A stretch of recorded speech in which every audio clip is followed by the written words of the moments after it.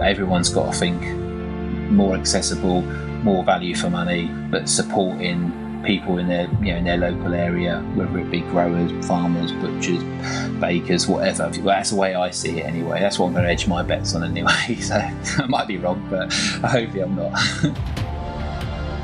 This is the Deep in the Weeds podcast. I'm Anthony Huckstep. Although the pandemic has changed our way of life, Australia has fared much better than some countries in regards to cases, deaths, and of course the reopening up of society again.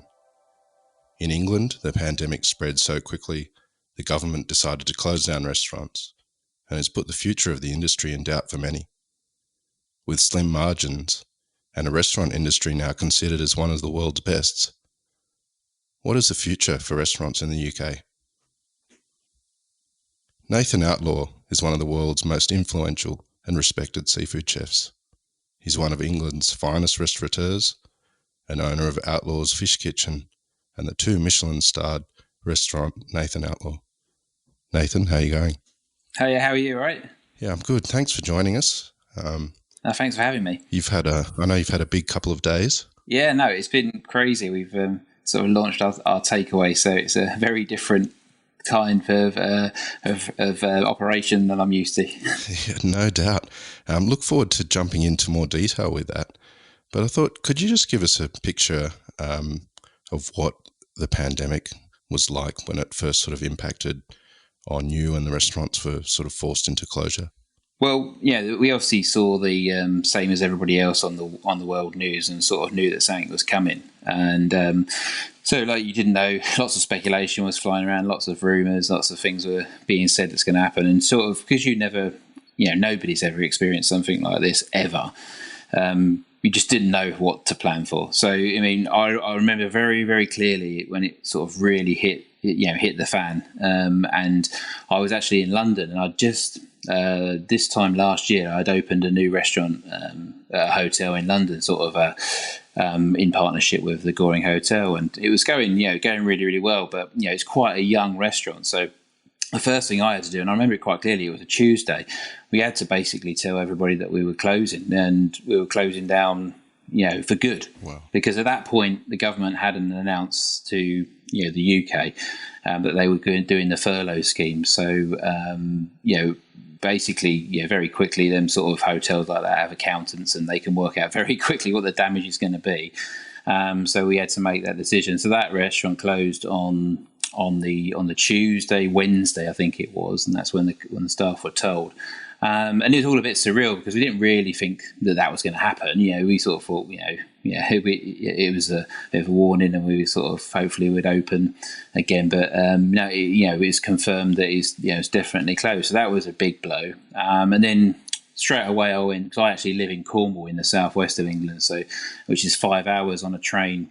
Or 5 hours driving from London. So I got straight back to Cornwall, back with my family, and back with the restaurants down here, and had to do pretty much the same thing there as well. But the different being in the time of me getting down, but the government had announced that they were doing the furlough scheme. So we were lucky we in that we could put everybody straight onto that scheme. And I employ about 30 people down in Cornwall. And currently, apart from myself and my wife Rachel, who run the business, and a couple of others, they're all still on furlough. So that scheme's still in place, and looks like it's going to be in place until October. Albeit we're starting to have to contribute to it a little bit, which will have an effect. But it's one of those things where. When it happened, you just didn't know. It's, like they keep saying, it's unprecedented. I didn't even know what that word meant before all this. I was like, what? So I was like, now I do. It's not been seen before. So it was, it was all a bit of a shock.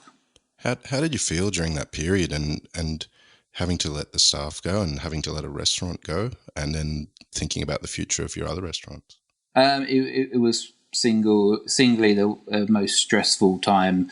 Then 3 days between not knowing what the government was doing and the announcement coming out about things closing, and now them I think it's about 3 or 4 days it was. I just didn't sleep, and the stress levels of I don't think I've never ever experienced anything like that. So yeah, no, it's because it's very personal. I mean, everything I do and what we do, we've put our blood, sweat, and tears into it over the years, and it's sort of to see all that hard work of say 20 odd years just sort of being threatened and potentially finishing overnight, because that's what we thought at first, because we didn't know there weren't the furlough scheme there. So we were like, oh my god, 2 or 3 months, all the reserves are gone, that's it, we're done.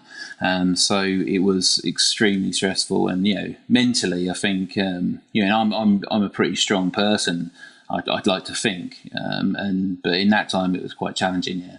What's been the impact on the industry over there, and has there been a lot of closures, and do you think that there'll be a real issue with that moving forward? Well, I think there has been a few high-profile closures already. Brett Graham at the Ledbury has announced he's closing for good, and there's been a few others in the cities. I mean, cities, I suppose they have the problem of it impacts them very quick, but also they can recover quicker, I think, because where we are in the sticks down in Cornwall, which is a very seasonal place, I mean, we get probably 3 months, maybe 4 months, June, July, August, September are our months where that's where we do our trade. Outside of that, it's pretty bleak, albeit for public holidays, etc., and Christmas and stuff. So I think there's two sides to it in the UK. I mean, in the cities, you're going to see anybody that's paying high rents and has high staff. That's really going to affect them, and I think you'll see more closures with them sort of restaurant or hotel businesses. But in the seasonal areas, the problem is because it fell just before the Easter boost, where you get your first influx of tourists are coming into the area. We missed that, which is a big blow, because that's sort of like you almost look at that as your icing on top to get you through the following winter. And then obviously we're missing the summertime. So seasonal wise, I mean, I'm not potentially worried right now. My concern is this winter coming up. January, February, March, wherever Easter starts. That's where it sort of starts to come to life again. So that's the biggest challenge for us right now. And somewhere like Cornwall, is that really reliant on tourist trade generally across the board with restaurants? Yeah, definitely it is. I mean, because it is so. I mean, we've even seen it in recently. What's happened in the UK? They've opened up. They've changed a rule that lets you travel to the furthest point you can from your house, but you've got to get back to your house to sleep at night. Basically, you can't stay anywhere else.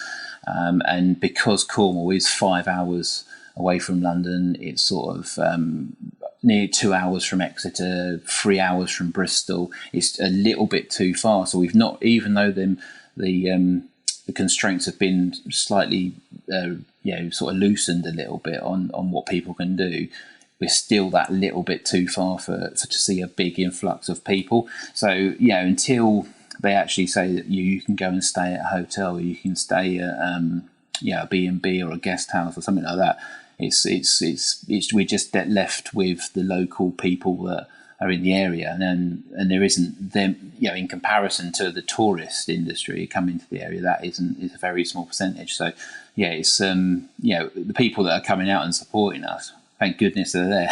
That's what I say. What's it been like as a citizen in the UK? You've had a vast number of cases compared to Australia, and obviously Europe. Italy and Spain have had just horrifying numbers. What's it been like as a society through this period?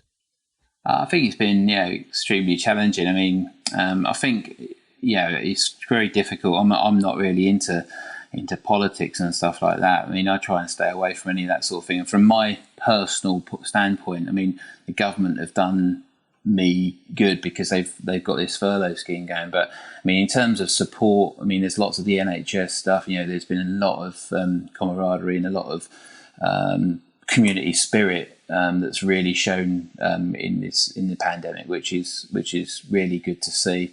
And I think generally, people have adjusted quite well to the challenges that have been set. There's been a little bit of a lapse in sort of care homes, which has been a shame, because There's areas, there's pockets of stuff that's been overlooked, but you always try and sort of look at it from both sides. I mean, it must be just a minefield for the ministers and stuff to organise all that as well. It's crazy. It's because it's all new for them as well. I mean, generally, I think we're lucky. I think I see myself as lucky as being British and being able to live in Britain, because I think there's a good support around it. But obviously there is unfortunately people that have fallen through the net that have, and certain industries and certain sort of people from certain backgrounds that have been sort of I suppose let down. But from my actual personal point of view, the government has done a good thing for us and supporting us. I mean, if we didn't have that, we wouldn't. I probably wouldn't be talking to you right now, but it would have been really tough. But no, it's really, when you see, obviously we see the news in the UK and we see that we're doing as a country, it's been awful, in terms of the amount of deaths that have happened and the amount of cases. And obviously it does look like something slipped up somewhere, big time. But it's still that, it's worse. The way I see it is it could be in a much, much worse situation in a different country, in a different place, What has the period of time been like for you with the restaurants closed and during lockdown? Like what have you been doing, and have you been looking at sort of your restaurant in a different light? Yeah, I mean, well, on a personal note, I've been able to spend a lot more time with my wife and my children and my dogs and my garden, which is great, because it felt perfect for the garden because it was going mental, so I needed to get under control. I probably had too much time to think. I'll be honest with you, because when you're a busy chef and you're running multiple restaurants, you don't have time to think properly. You're just always on the run. So my mind races at the best of times. So this is just, it's been a bit crazy, and my wife tells me to calm down all the time, which is a good thing. I think generally it's, I think the way I'm seeing it at the moment, I mean, I'm actually enjoying doing the takeaway. I think there's a future in that. I mean, why does a takeaway always have to be something, that's just, something quick and convenient? It can be something nice. We've proved that already in the last couple of weeks. We've done some nice food and people are appreciating it. That potentially probably wouldn't have even gone to a takeaway before. So that's something that we're seeing. But in terms of, I still can't see the fine dining side of it working for a while yet. I mean, I'm not planning. I'm not even thinking about opening a restaurant, Nathan Outlaw, at the moment, because and potentially we probably won't either, because it's just, I don't see that people maybe will be in the right. Is it right of me to charge 150 quid for food, and and wine flight on top, and people sitting down for 3.5 hours?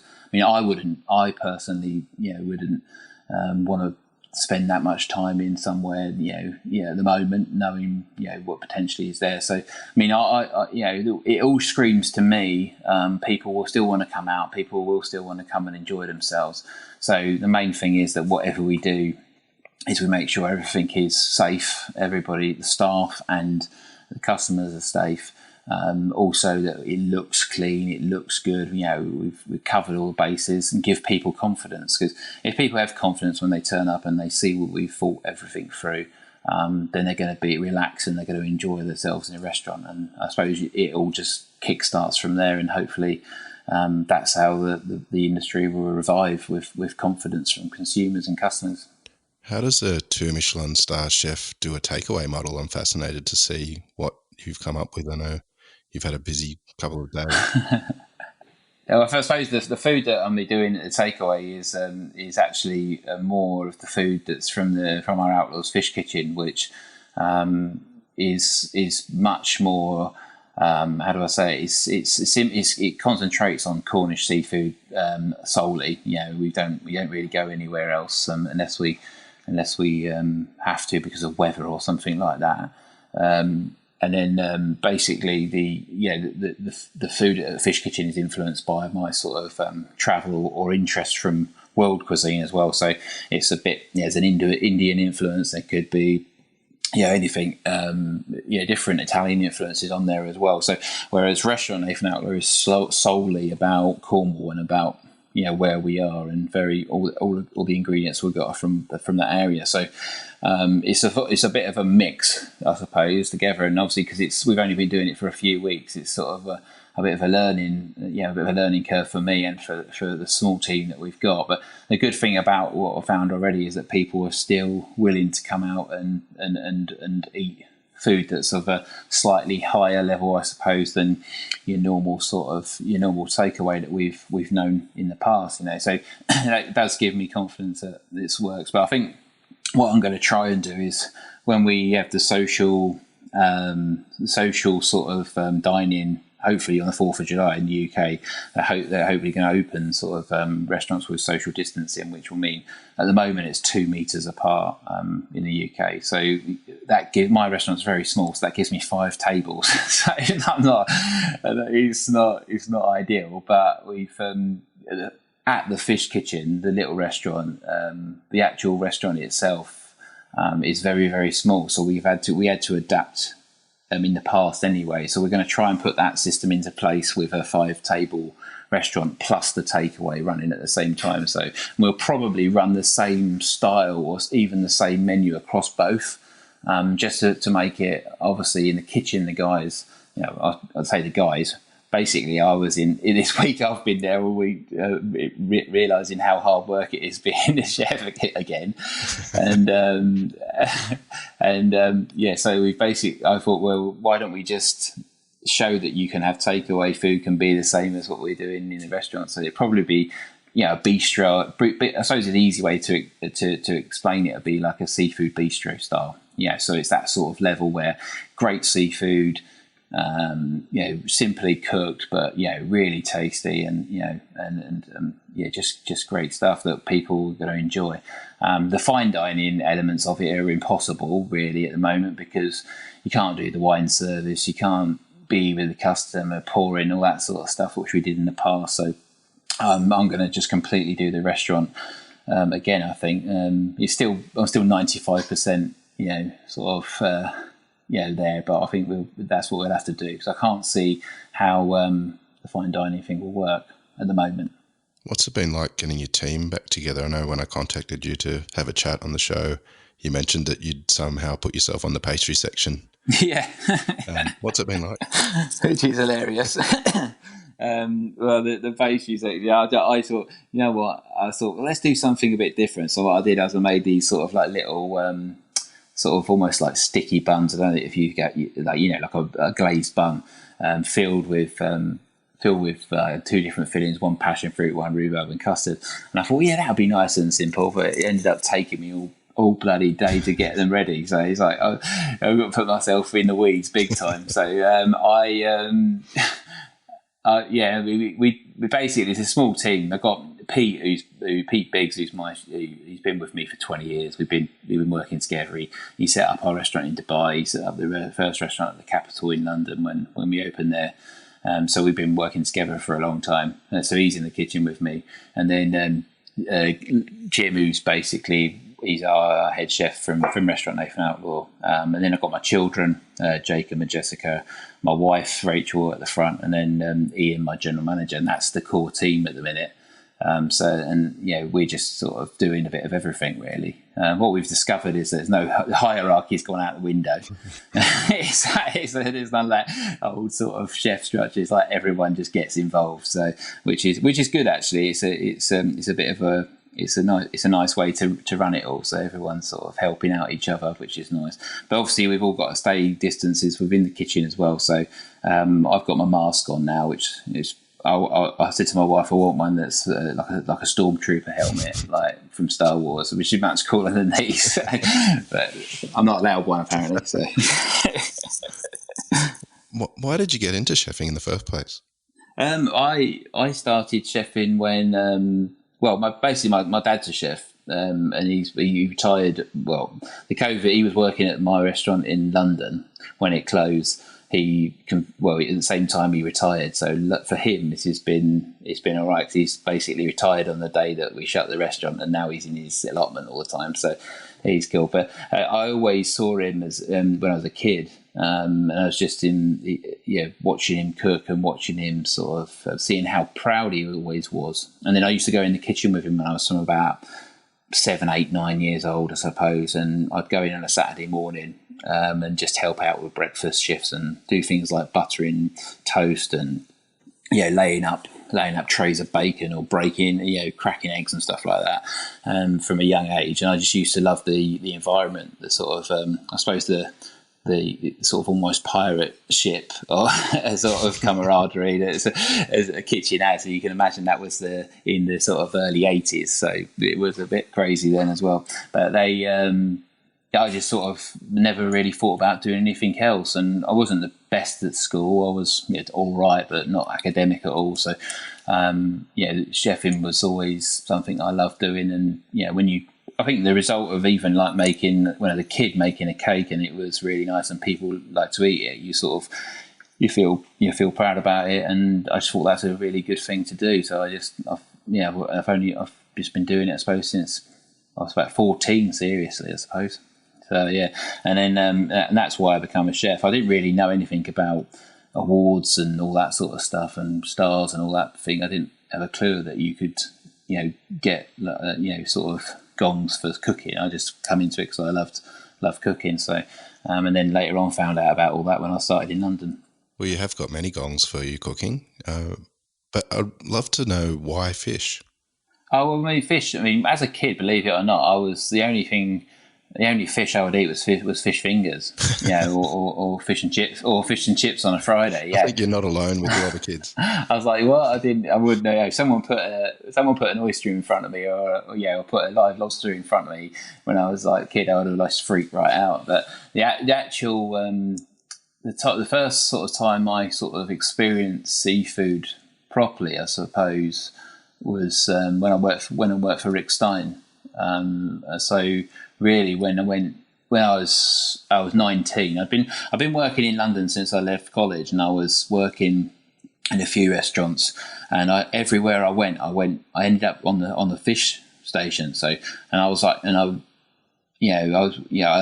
did really well at it, and I loved it because it was a big challenge. I found the sauce, I enjoyed the sauce section, and the veg section I actually like as well. But the challenge for me was the fish section because it was really quite difficult. And I think unless you've actually got skills, you can't. The fish section is the one you need to naturally be good at it. Like you can't. I think it's really struggle if you've got to have that sort of in you to prep seafood and to look after seafood. And it's more than, I just think it takes more care than any section. So I love that. And at the time, this was when Rick was exploding on the television in the UK. So sort of early 90s. And his first series come out and I watched that. And I used to go to Cornwall a lot as a kid, growing up, going camping and surfing and stuff. So I sort of think, well, this is perfect. I can go and cook with the best seafood chef in the country and do a bit of surfing at the same time. So I went down there and that was it really. And then because Rick at the time was doing, I think his third book, Seafood Odyssey, when I started working there, and he was away. So I didn't see him probably for the first maybe 3 or 4 months of working there. He was actually in Australia and Thailand and all over the place doing that book. But what he was doing, he was every day we were getting faxes, because it was faxes then obviously. There's no emails, nothing. And the fax would come through and it would just be like he'd been somewhere and he tried something and he'd just written down on a fax what it was, and the dish that would come back into the kitchen. And at the time, the head chef was a guy called Paul Ripley, and he would then like transfer that to us as the chefs, and we'd go, right, let's try and make this. So obviously, sometimes the ingredients that we had weren't right because we were in Cornwall in the UK, but and Rick was in Thailand or something. But that's how it worked. So it was a different sort of training. It wasn't your typical standing next to a Michelin Starred chef and being beasted and all day and sort of taught the hard way. It was an inspirational thing. So he would come back with stories. He'd come back with ideas. He'd come back with different menus. Obviously, write the books, see the TV, and and that was it. And I was just and from then on, I just loved seafood. So from there, I went away to get some more experience for a bit in hotels and stuff. Realised I didn't like hotels. Didn't like being anywhere away from the sea really. And then we came back, and I opened my first restaurant when I was 25, called the Black Pig. And at that time, I didn't have the confidence to go 100% fish, because no one really knew who I was, I suppose. So it's very difficult to sort of like go, here we go, I'm just going to do fish. And it would have been quite arrogant, I think, and especially in an area like Cornwall, where if you're not from there in the first place, you can alienate yourself big time. So it's just taken years, and I think it was probably 2011. Yeah, that's in 2011. I just said, people were just going, we're just coming for fish. Like the meat weren't selling on the menu. There was just no point in it being there. It was just being wasted. So like no one was eating it. I was like, this is it. We opened a new restaurant in a new venue in 2011. I said, right, 100% fish. And then from that day forth, we've not cooked a bit of meat in the restaurant. So, and that's it. And so, now we just select the finest seafood that we can possibly get locally from fishermen that we know, or suppliers that we really know. And it's just one of those things, as with seafood, it's just relationships. It's all relationships, and knowing not to demand, basically. I think using what's there and what's the best and what's available to you. What makes Cornwall such a special place for seafood? And do you have some of your favourite seafood that you could tell us about from the region? I think what makes Cornwall really special with seafood is the way it's sort of, the south side of it is obviously on the English Channel, and it's got very different grounds. So that area there, and then the north of Cornwall, you've got the Irish Sea, and then obviously the tip of Cornwall goes out into the Atlantic. So you've got the Gulf Stream that comes up from sort of the Mediterranean. It brings a lot of different species. So things like gilthead breams and the breed family, they if you talk to a lot of fishermen 25, 30 years ago, you wouldn't see those in being caught off of Cornwall. But now you see plenty of them because they're coming up. And I suppose that's a little bit to do with climate change, I suppose. The water getting a bit warmer has made more species available in our area, because obviously they're moving up a bit, which is not a good thing, but it's a good thing if you want variety, but not a good thing, obviously, with the climate change. So you've got three very distinct, different grounds of where the fishermen can go. Plus, they also go long haul out into the Atlantic, into the very deep waters as well. So you've got a lot of different areas and lots of different variety. I think there's probably just if you stick to Cornish fish, and the Cornish, you can get up to around about 30 to 40.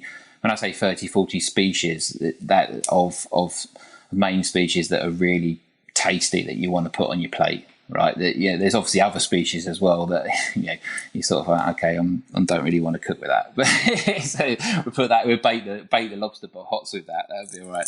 But there's certain so that really the variety. So give you an example. If you were in the north of England and you're on, say, the east coast, the variety comes down dramatically because you haven't got as much fishing ground. So that's what I think with Cornwall makes it so special. Also, the fishermen are really good as well. They're really knowledgeable. So obviously with the Atlantic Ocean, a big swirl, that experience that's been handed down from generation to generation from fishermen enables a fleet of really, really amazing guys to do one of the most dangerous jobs on earth. And I think that experience mixed with the actual seas that are around the area, bringing some fantastic fish. Now, and the knowledge on the market. So the main market is Newlyn Market down in Penzance, near Penzance, and that's it's been there for donkeys. So donkeys. Yeah. So they basically, the experience, a lot of it's down to the experience, which makes it special as well. So. And I'm just lucky that I'm in the area and have a restaurant that can sort of pull upon all that variety. And with seafood, as it's quite challenging for consumers, and they can get a bit intimidated in regards to it and leave it in the hands of someone like you a lot of the time. But is there any really simple tips or tricks that you tell people if they ask you how to cook seafood? Yeah, I mean, I think the first thing is that it's you've got to find yourself obviously somewhere really good to buy fish from, which is sometimes a struggle. I don't know what it's like in Australia, but in the UK, obviously, you've got a lot of these supermarkets, and the fish on the fish counters there isn't the greatest. So the problem is, people, if they do buy that, if the public buy that fish, then they get it home and it smells and it's horrible. Then they're just not going. They're going to look negatively on seafood from the outset. So you can't. Yeah. So one really great thing that's happened, I suppose, in the last 5 years, really, is that you see a lot of courier services. So a lot of fishermen are getting together as cooperatives and working together to send fish around the UK in a 24 hours. So if you order by 12 o'clock today, PM today, you'll get it by 10 o'clock the next morning. So I always try and push people, if you're in the cities, buy it that way, because that way your fish is coming from the ocean side or from the seaside, and it's coming to you. So I mean, that's a much better way than actually going through the supermarkets. But if you've got a really good fish shop, then you're lucky, and then you lean on them guys to sort of tell you what's the best and what's in season and what I should be buying. I mean, the biggest thing for anyone who's not confident at buying fish is always leave it in the hands of the people that do know, to advise you where to go. So, and that's the way I work with the restaurant. I never demand. I never come up with a dish and say, ring up and say, I want 10 3-4 kilo bass, because just that doesn't work like that. We all know, if you know fishing, that's not how it works. It's you're better off just saying what's the best today. I think with cooking seafood, if cooking something simple like a fillet of bass or a bit of bream or something, is I don't really wash my fish that much. And what I mean by that is, obviously I wash it if it was dirty, but I keep it as dry as possible for the skin. Never really pat it dry as possible if you want to get a crispy skin, or you want to grill it and you want crispy skin. Any moisture on it just obviously turns into steam and then cools it down, and we'll never get anything crispy.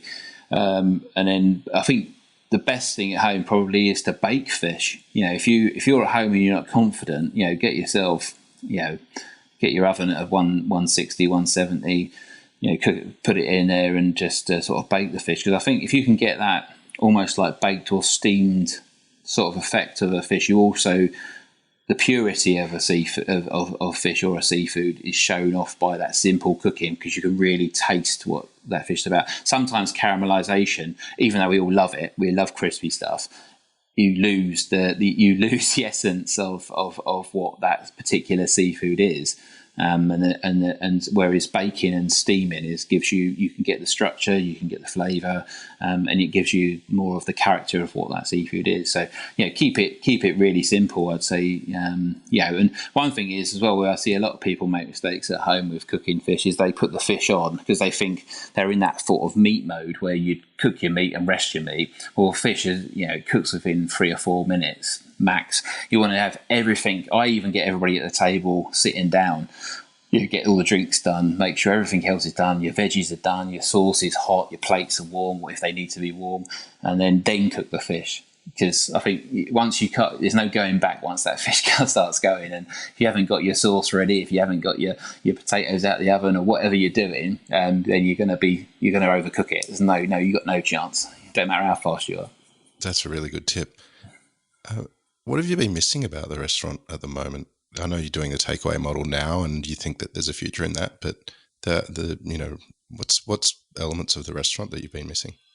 I think what I'm missing the most is working with all the guys, really, and the contact with the customers and the suppliers. Because if you've got a restaurant that's been going for quite a while, like we have, which we're lucky, sort of 10 years, just over 10 years, you sort of get to know a lot of your customers, and you don't realise until something like this happens that how supportive they are, for one, of your business, because you sort of take for granted, I suppose, in a way, which is a big mistake, and also your team around you, which is sort of, because you get into that rhythm of like running a restaurant and running life is just running around, and until something like this happens and stops, you don't really give a thought for that sort of thing. So I'd say, the customers and the teams what I miss the most. The cooking part. I mean, I've continued to cook. I've been probably cooking more than I was cooking in the last 3 or 4 years. Since we've been locked down, because I've been cooking at home every day as well. So, but the actual people, it's tough. It must be awful for people that are isolated all the time, you know what I mean? And because it gives you a little bit of a taste of, I suppose what it can be like to be, on your own or lonely, so you respect everything a lot more. Do you think this experience will change restaurants in the future in the UK and what consumers are going to expect? Yeah, I think the pandemic's going to change the restaurant industry massively. I think I believe that it's going to. Before this happened, there was a lot of restaurants, and when I say a lot, everyone needed staff. Everyone was open. There's people opening restaurants. People that had no, experience of opening restaurants. Big, were just opening restaurants willy nilly, sort of all over the place. So that's going to obviously there's going to be a reduction in the amount of restaurants. So hopefully, we are going to do. Hopefully, what you're left with is some really good quality operators, really nice restaurants that are doing the right thing. Unfortunately, we'll probably lose good ones as well, which is awful. But what it will expose is the badly run ones and the ones that they maybe in the past were just in it for a quick buck and not necessarily sort of in it for the right reason. So unfortunately, there's going to be a lot of innocent people that are going to be caught up in that crossfire, which is awful. But I think out of really bad things, good things have to happen, and you got to believe that. I mean, I'm certainly I have to believe that, because if you don't, what are you? What are you doing it all for? So, but the restaurant industry as a whole in the UK, it looks like it's going to take a massive hit. But what will come of it is a lot of adjustment to the way people run restaurants.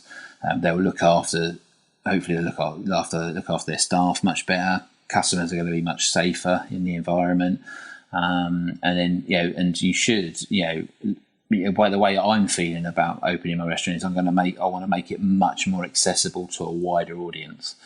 I certainly don't want to be, it sounds crazy, doesn't it? I want it to be cheaper. Which it does sound crazy when you're running a business, because you think you take it. A lot of people's mindset would be, you just got to take the money. But I believe that everyone's in this together, and I think if you go out there to sort of trying to make money out of something like this, then I think you're a pretty bad person. I'll be honest. I think everyone's is going to suffer, and so I think we've got to all look at it in a different way. So I just want to.